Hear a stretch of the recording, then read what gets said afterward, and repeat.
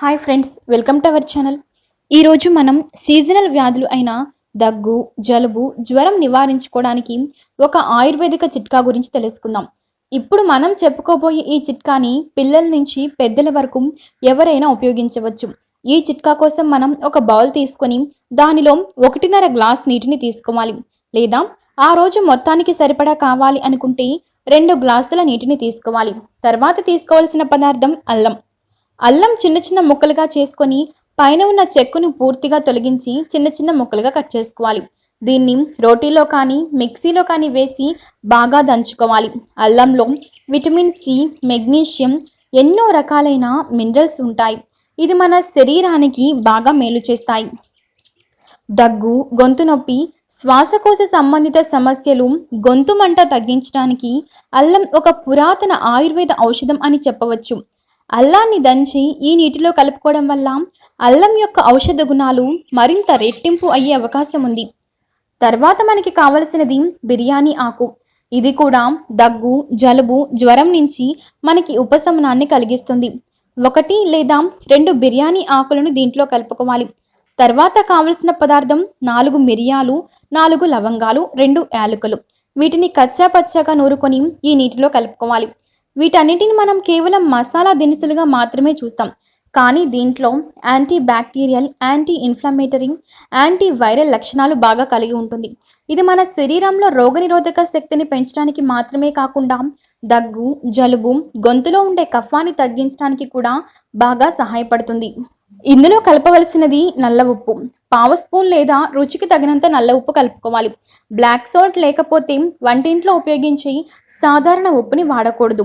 నల్ల ఉప్పులో కూడా విటమిన్స్, మినరల్స్ ఎక్కువగా ఉంటాయి. తర్వాత దీనిలో కలపవలసింది తులసి ఆకులు. 6 లేదా 7 తులసి ఆకులను నీటిలో కలుపుకోవాలి. తులసిలోని ఔషధ గుణాలు కూడా మన శరీరంలో రోగనిరోధక శక్తిని పెంచుతాయి. ఫ్లూ, జ్వరం వంటి లక్షణాలు నివారించడంలో కూడా బాగా పనిచేస్తుంది. తులసి ఆకులు అందుబాటులో లేని వారు తమలపాకునైనా వాడవచ్చు. తర్వాత కావలసిన పదార్థం బెల్లం. ఒక చిన్న బెల్లం ముక్క తీసుకొని నీటిలో కలుపుకోవాలి. వీలైనంత వరకు పాత బెల్లం, ముద్ద బెల్లాన్ని వాడాలి. బెల్లం మన శరీరంలో రోగనిరోధక శక్తిని పెంచడం మాత్రమే కాకుండా మన శరీరంలోని మలినాలను, వ్యర్థ పదార్థాలను బయటికి పంపించడంలో బాగా సహాయపడుతుంది. తర్వాత దీనిలో కలపవలసిన పదార్థం వాము. ఒక 1/2 స్పూన్ వాము కూడా ఇందులో కలుపుకోవాలి. వాములో ఉండే ఆయుర్వేదిక లక్షణాలు కూడా మనకి గొంతులో నొప్పిని తగ్గించడానికి ఎంతో బాగా ఉపయోగపడతాయి. తర్వాత కావలసిన పదార్థం దాల్చిన చెక్క పొడి. దాల్చిన చెక్కని కానీ లేదా ఆ చెక్క పొడిని తీసుకొని ఒక 1/2 స్పూన్ ఈ నీటిలో కలుపుకోవాలి. దీంట్లో కూడా యాంటీ బ్యాక్టీరియల్ లక్షణాలు ఎక్కువగా ఉంటాయి. ఈ నీరు బాగా మెరగపెట్టాలి. ఆ తర్వాత దీనిలో ఒక 1/2 స్పూన్ పసుపు కలుపుకోవాలి. పసుపులో యాంటీ బ్యాక్టీరియల్ లక్షణాలు పుష్కలంగా ఉంటాయి. ఇవి మన శరీరంలో రోగనిరోధక శక్తిని పెంచడం మాత్రమే కాకుండా అనేక రకాల వైరస్లను నిర్మూలించి మన శరీరాన్ని కాపాడుతాయి. ఈ నీరు సగం అయ్యే వరకు బాగా మరిగించాలి. దగ్గు, జలుబు, కఫానికి ఇలా కషాయాన్ని తయారు చేసుకొని తాగితే ఖచ్చితంగా 1 రోజులోనే ఫలితం కనిపిస్తుంది. ఇది బాగా మరిగిన తర్వాత కొద్దిగా చల్లారనిచ్చి గోరువెచ్చగా ఉన్నప్పుడు మరో గ్లాసులోకి వడకట్టుకోవాలి. కొద్దిగా గోరువెచ్చగా ఉన్నప్పుడే తీసుకోవాలి. చల్లారాక తీసుకోకూడదు. దీన్ని 3 భాగాలుగా చేసుకొని ఉదయం 1 కప్పు, మధ్యాహ్నం 1 కప్పు, సాయంత్రం 1 కప్పు తీసుకోవాలి. దీంట్లో బెల్లం కలిపాం కనుక తాగడానికి రుచిగా కూడా ఉంటుంది. ఇలా తీసుకోవడం వల్ల శరీరంలో రోగనిరోధక శక్తి పెరగడం మాత్రమే కాకుండా జలుబు, దగ్గు, జ్వరం అనేది పూర్తిగా తగ్గిపోతాయి.